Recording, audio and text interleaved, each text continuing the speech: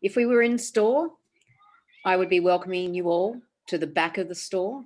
I'd be yelling over the top. I'd be tapping on the mic. I'd be saying, excuse me. I'd be getting chairs out at the same time. Luckily, this time you all have a chair. It's a chair that's not going to fall over. It works. You don't have to stand up. You've got your own drinks, I hope, and potentially slightly classier than the drinks we might have given you. Not that there's anything wrong with what we give you, but, you know, some more non-alcoholic options, I'm hoping, in your houses tonight. Just before we get going, I would just like to say, everyone, you know, sit back, relax, enjoy the fact that even though we can't all be together physically, we're actually closer than we would normally be. We're across islands tonight. They're both digital islands and literal islands. There are seas between us. And in acknowledgement of those spaces that we're in, I would like to start by just acknowledging that tonight I am coming to you, I'm meeting you on the lands of the Kulin Nation, lands that were never ceded. They have been and always will be Aboriginal lands, and they are stretching far and wide. You might be coming to us from other individual First Nations lands. Pip will speak about where she's speaking from. And there's storytelling that takes us across those seas. So I would love to extend our acknowledgement of how important it is that we have the chance to be welcomed to speak on the land of the Kulin Nation. And I'd like to acknowledge their elders, past, present, and emerging, and all other elders that are with us tonight. Okay, let's take that nice thought of all sitting together and listening to a story to welcome you tonight to the launch, the Readings virtual cross-national launch of Pip Adam's book, Nothing to See. Nothing to See. Nothing to see, I'm not looking. Tonight, Pip will be in conversation with Laura Jean McKay, who is a wonderful author who I'm sure that you've heard of now that she's one of VPLA. Good work. So congratulations, Laura. I know you're really excited to speak to Pip. I can't wait to hear from Pip. This is Pip's third book. I know that she has a podcast as well. If anyone has a question about her podcast, I don't know if I'm throwing her in it there, but we'll see how we go. So right now, I'd just like to hand over to Laura to get us going. Oh, thank you so much. It is such a delight to be here. I'm just stuttering with excitement about being here at Readings and talking to Pip. So tēnā koutou katoa, nau mai, haere mai, ko Laura Jean McKay toko ingoa. Hello, everyone. A warm welcome. My name is Laura Jean McKay, and I am indeed speaking to you from Papai'oia in the lands of the Rangatane o Manawatu in beautiful Aotearoa, New Zealand. I am so honoured to be here. You know, speaking to people largely in sort of the Readings area on the lands of the Kulin Nation, and I want to extend my warmest thank you for having this event on this country, and I miss it so much. And wow, what a place and time to be talking about this incredible book by Pip Adam. Pip, such a warm welcome to you to this Readings event. Thank you so much, Laura. It's so lovely to be here. And my name's Pip Adam, and I am an aro in Whanganui-a-Tara. I'm the Waimapihi stream runs under me, and I'm very grateful to the original people of this land, Ngāti Mutunga, Ngāti Rua Nui, Mua Upuku, Ngāti Māmoe, and Te Atiawa. So I'm very grateful to be a treaty partner in New Zealand, and very grateful to be on here, and very grateful to Readings and Laura Jean and Christine and Mari. So yeah, thank you all so much for having me. thank you so much for writing this extraordinary book. I'm just going to keep holding it up all the time because It's pretty. this is the Australian cover, isn't it? Is that right? Yeah, a gorgeous cover, and the original cover is absolutely beautiful too. It is such an extraordinary book and almost impossible to describe. And I vowed I would never ask an author to describe their own book. But when I tried to work out how to describe it, I realized I just wanted to run out and buy 100 copies or 1,000 copies and shove it in people's hands and say, just read it, just read it. And I realized I can't do that because this is a virtual event. So Pip, I would love to hear about this novel in your words. Yes. Yes. I think it's really hard because I sort of see it differently every single day. And today, I think the way that I'm seeing it is, and I wrote something that was on Twitter today in this vein, but I sort of see it as a meditation on care, on how we look after each other.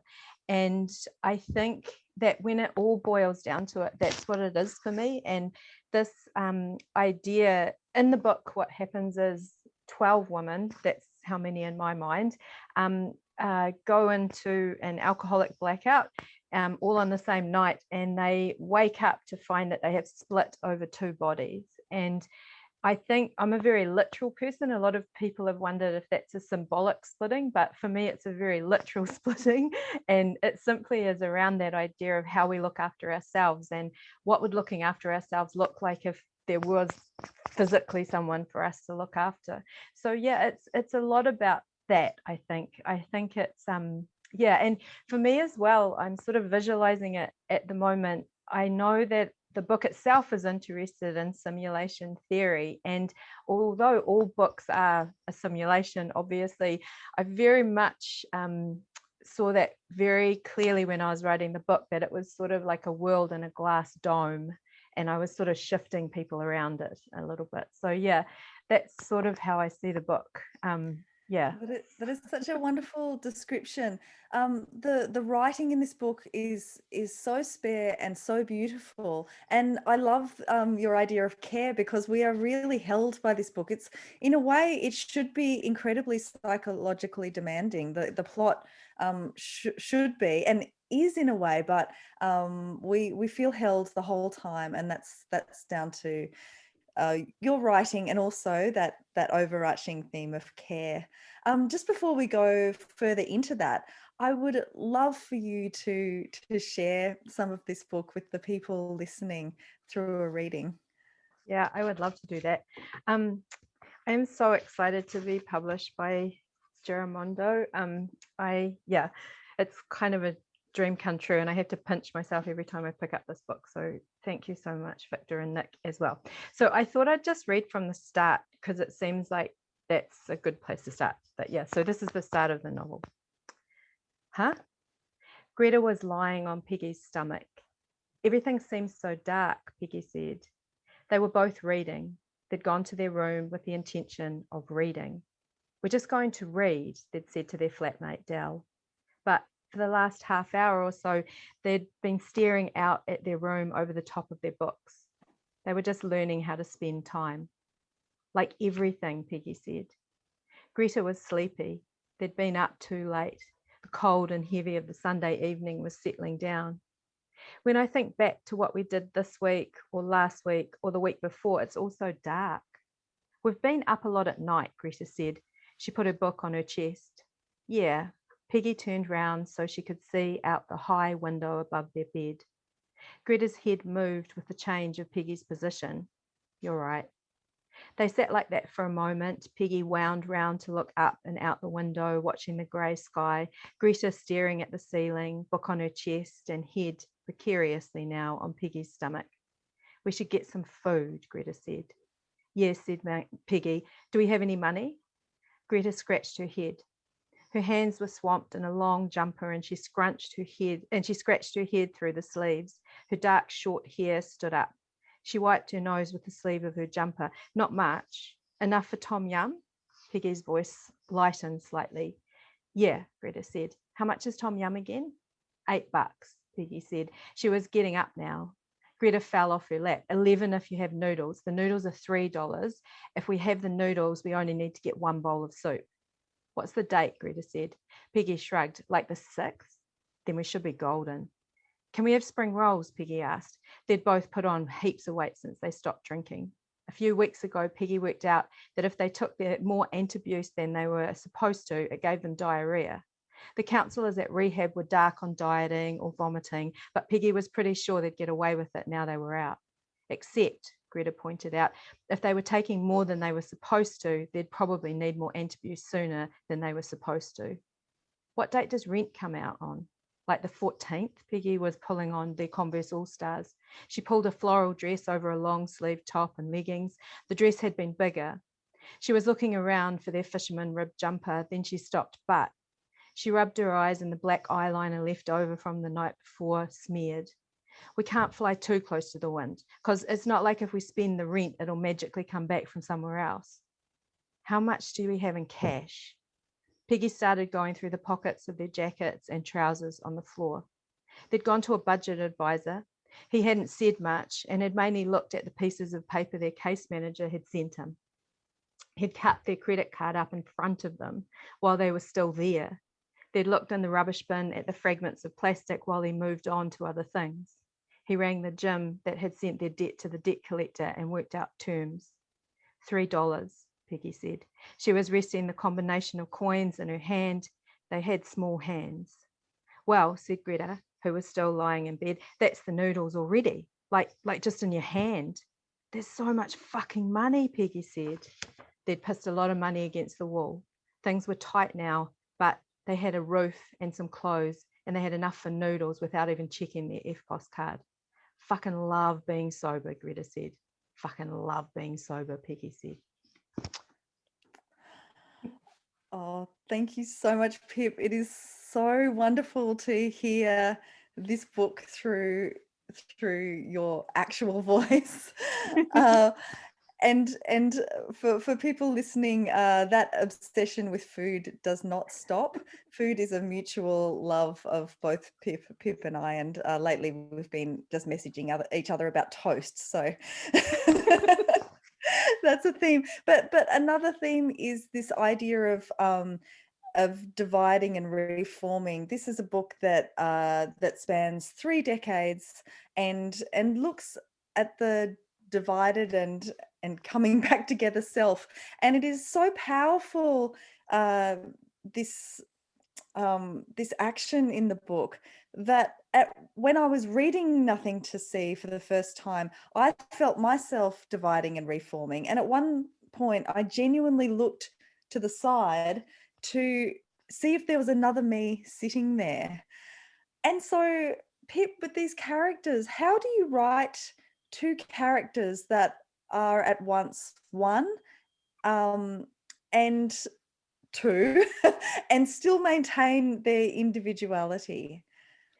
Yeah, this is the thing that I love most about writing, is that writing in a lot of ways is a very limited instrument. And what happened for me is that I first started thinking about this. Well, first of all, I read a Sweet Valley High book and the twins were there looking at each other, and I thought, oh, imagine being able to see yourself from behind. That'd be amazing.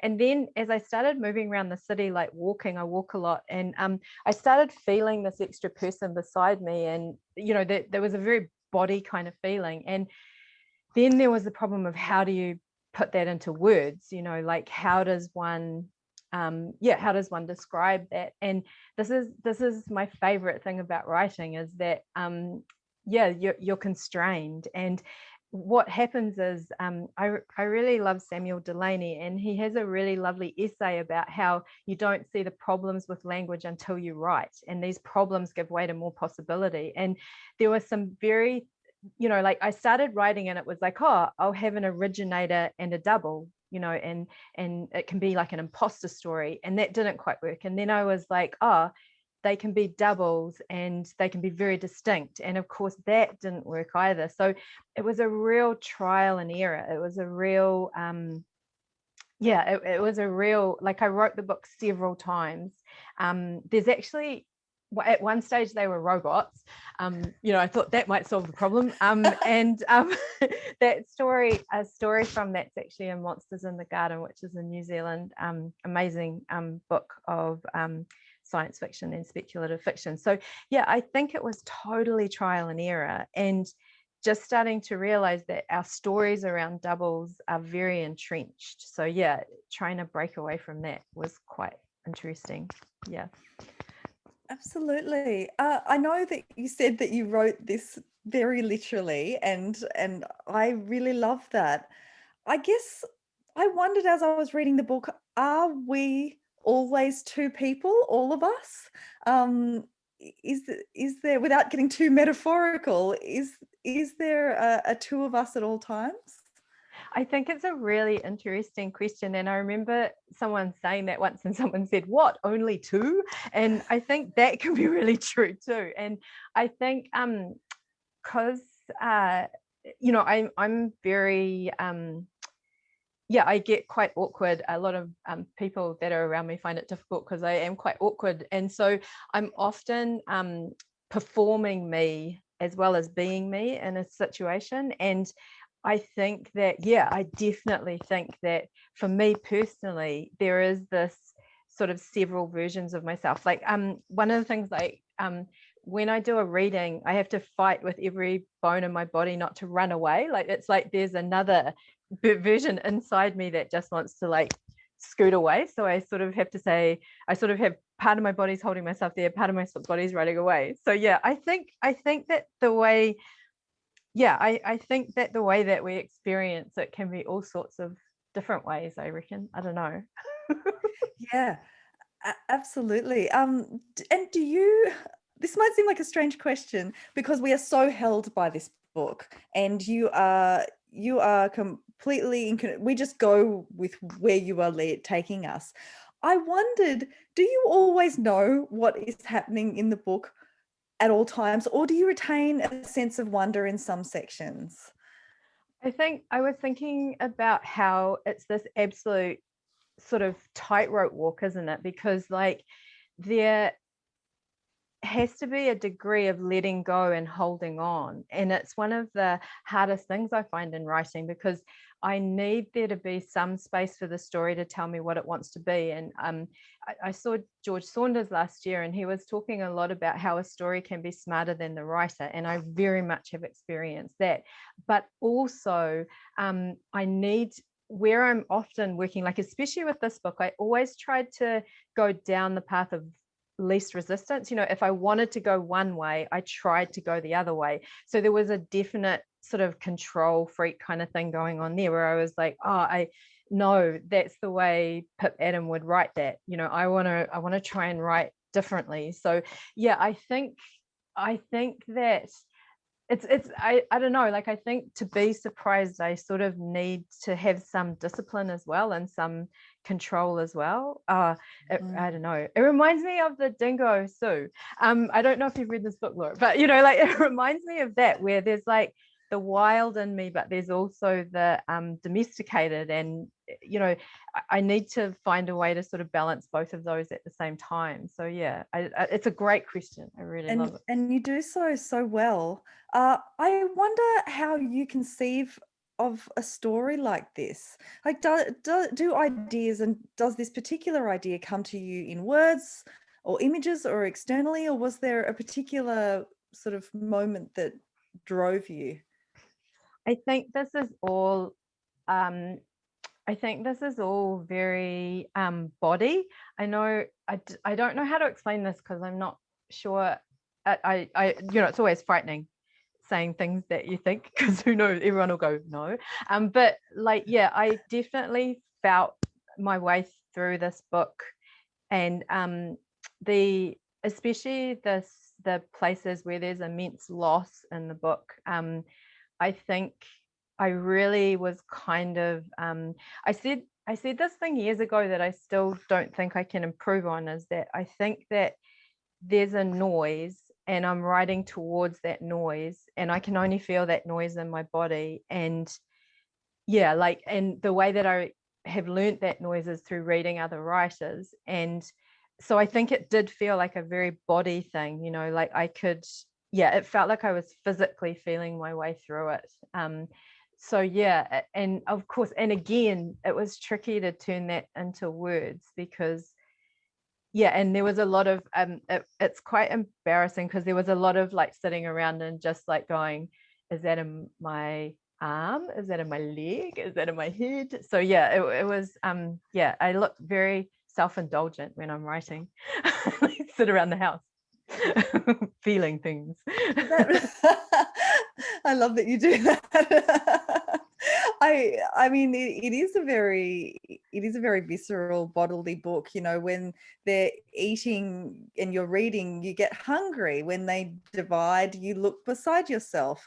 You know, you really physically feel it in the writing. I'm thinking about what you mentioned about loss in the book, and the theme of loneliness comes up even in the very title. Nothing to see seems to have the silent here. You know, that's sort of left there. And it also seems that when the characters of Greta and Peggy, which are the people who are most constant in the book, when they're together, they're alone without alcohol. And then when they merge into a single person again, into Margaret, they're alone without each other. Can you talk more about this theme of loneliness? Yeah, I think that it's really interesting because the title was sort of a joke. Like I said it, my friend Carl Schucker said to me one day, oh, what are you going to call it? And I was like, oh, I'm thinking of calling it Nothing to See Here. And he was like, hang on, that might be good. And I was thinking about the loneliness of not being seen. And, you know, you and I were talking just the other day about March for Justice. And, you know, that was one of the huge things of the book was how, you know, I'm really grateful for that thing you said about holding the book, because I really want to tell stories that I think have been silenced, and I'm trying to find ways of telling those stories that somehow I can ask for, somehow they can be consensual with the reader, if you know what I mean. And like there's a version of this book which actually had an incredibly graphic you know, sexual assault scene in it, and I just wanted to find another way to write that. And I think that that is a big part of the loneliness, is the not being seen. And I think, you know, like I don't, in Wellington, we have some people who ask for money on the streets. And every day I watch people just walk straight past them. And we have this thing where we just don't look and don't look. And that's the sort of loneliness I think a lot of people experience, especially if they are speaking up against powerful people. I think that loneliness is really tricky, and I think that yeah, and I think it's interesting the way you draw the connection with the alcohol as well. You know, like I think yeah, I think there's a degree of loneliness of living, you know, trying to live in a different way, you know. So yeah, I think loneliness is huge in this book in a way.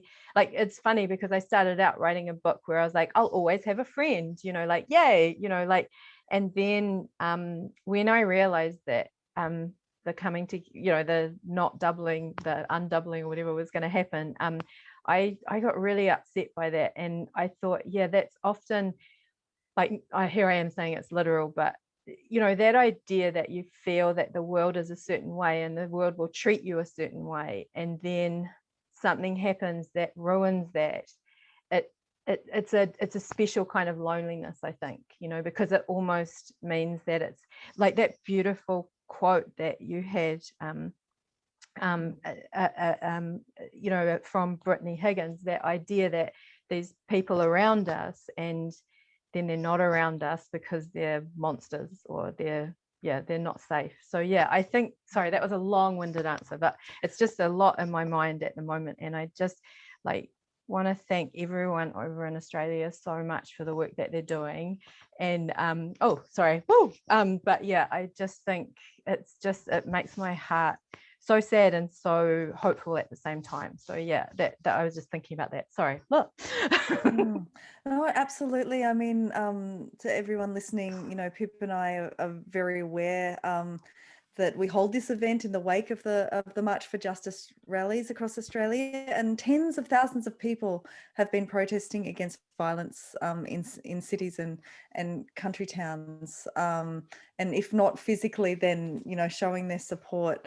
And also aware, that anybody finding us discussing the content of that, feel free to take some time out at the moment as we go into that.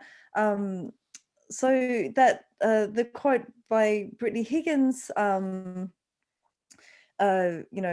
says that people were my idols. I dedicated my life to them, and then paraphrasing, suddenly they treated me differently. And this really reminds me of something that you write, Pip, a bit later into the book. About the divided cells, where you say all over the country there were ones where there used to be twos. Sometimes neither of them was left. At first, everyone else had worked hard not to see them. Then it became second nature. And now the women weren't there to be seen, which is giving me goosebumps at the moment. So could we just talk a bit more about the portrayals of violence in your book, and what you say and what you don't say about this? Yeah, like I say, I've been interested. I one of the things I find interesting about myself, so interesting, is that I sort of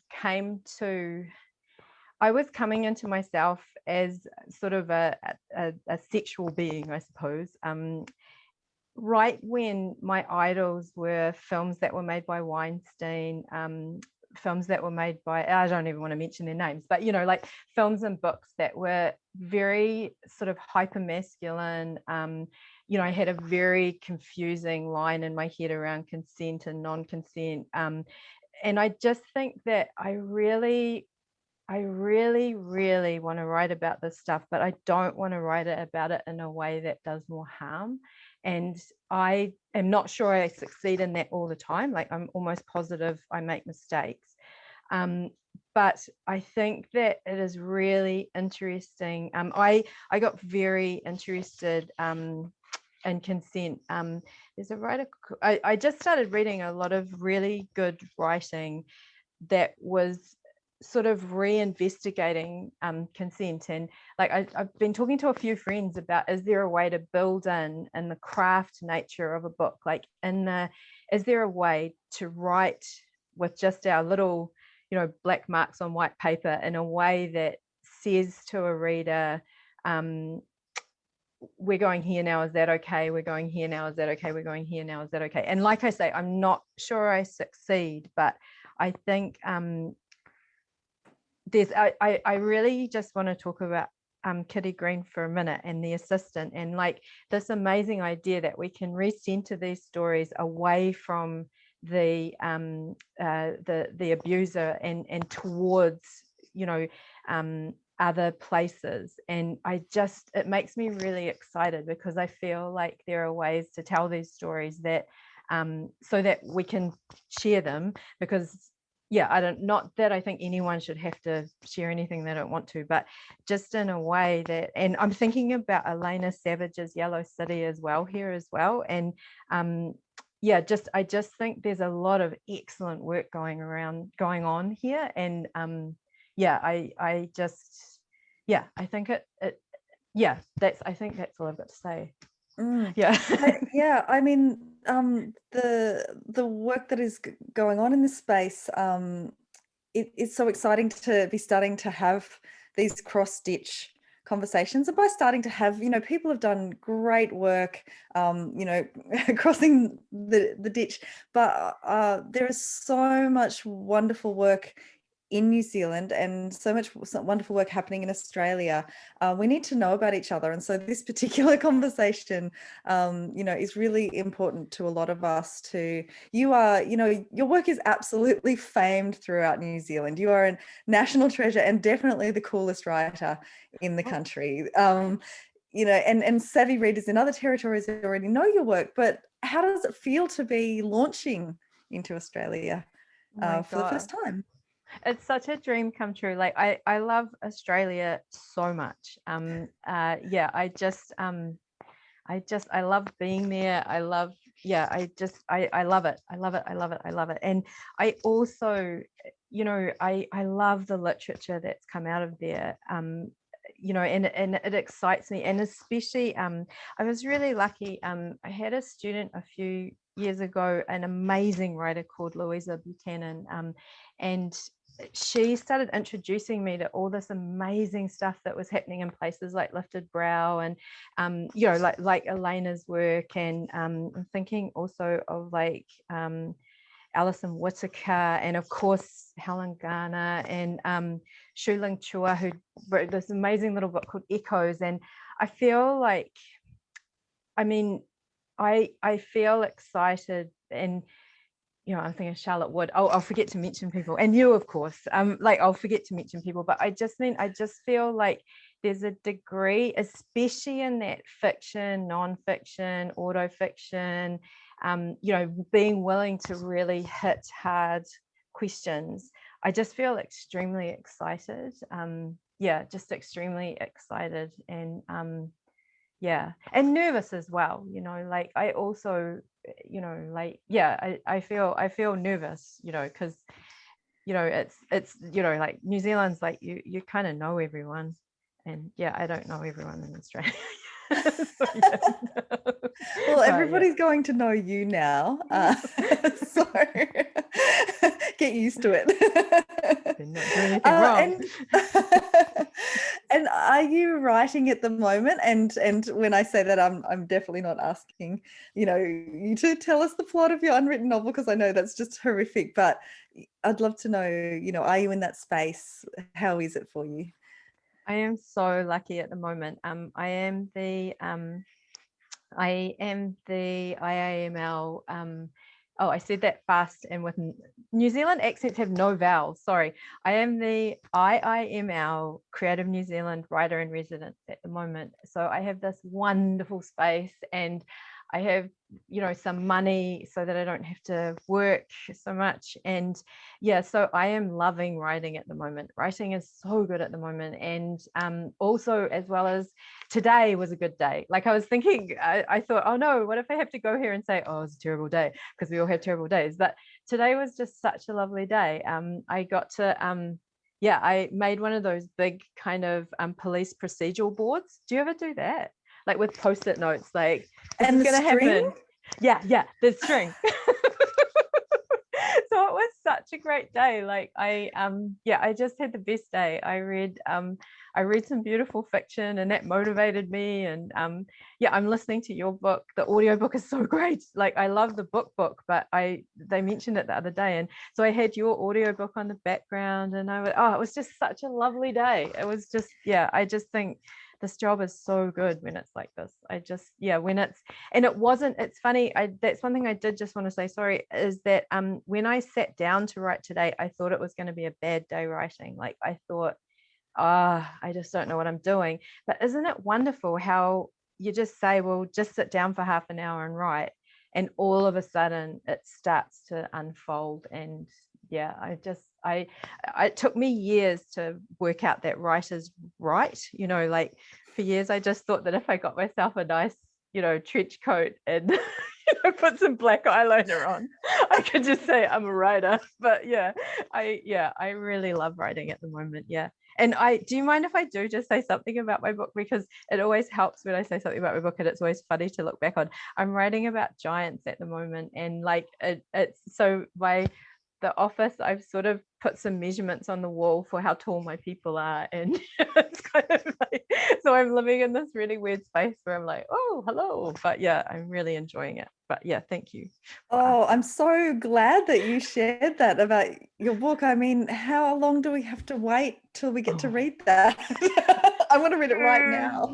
It usually takes me like 3 years to write a book. I don't know why, but I've been writing this one for 2 years, so who knows? I always start one before I finish one. I think that's a good thing. Good. Yeah, ploy. it I mean it helps with the abyss. You know, after you press send. So true, so true. Oh, Pip, I hope that we get to, you know, we both get to be in Australia and, you know, sitting and hugging in wonderful readings very soon, because, you know, we all know that it is such a special place, such a supportive place. It's just been such a delight to talk to you. You know, and it's it's been so wonderful to be in New Zealand and be welcomed by extraordinary talents and extraordinary people like you. I really sincerely hope that you know, everybody immediately orders Nothing to See, but also you know, if you haven't really delved into New Zealand literature yet, you know, a lot of people have probably you know, read the Bone People, which is a brilliant book, you know, and Eleanor Catton's work as well, The Luminaries. But, you know, if you haven't delved too much into New Zealand literature, you know, make this the first and ask Pip and I on Twitter for recommendations, you know, because the talent between the two countries is just extraordinary. Just such wonderful people working in these spaces. And Pip, thank you so much. Thank you so much, Laura. We love you so much. Thank you very much. I really appreciate it. Thank you, Readings, as well. Oh, and to keep all that thank yous going, thank you so much, Laura and Pip. What a wonderful conversation. Thank you for just sitting here and like delving in deep. There were some big questions. I have notes, which obviously I'm just wrapping up, so I don't have time to go into the notes now. We'll have to try the Twitter. But I did want to just say, is there, if, you know, those of us who've read some New Zealand fiction haven't always had lots of it to hand, where should we go first, Pip? Laura, from your time over there, what would be, besides Pip, obviously we're starting there, but after we finished your book? Oh, it's really hard to sort of like you know, like, but there is an amazing collection of writing called Te Whē, which is on I'll put a link up on it on my Twitter. It's a journal, it's an amazing journal of bilingual work in Te Reo Māori and English, and yeah, I highly recommend it. Also, Compound Press has published some amazing books this year, so yeah, I'll do a little list. Oh, wonderful. We are getting some more New Zealand poetry, I think, in Australia than we have in a long time. And yeah, what are we going to do? We've got to fill in those 100 years between Catherine Mansfield and you. I think that's and I'll just give out a shout out to a couple of my colleagues' work. I don't just love their work because they're my colleagues. I'm just lucky enough to work with these geniuses. Ingrid Horrocks has just released Where We Swim into Australia. And also, this is a former colleague, Tina Makaretti's work is so extraordinary and really worth looking at as well. There are two writers to look out for. Well, thank you. Thank you for sharing with us. There's so many more things we could talk about, but now we have to get reading so we can come back and talk about them.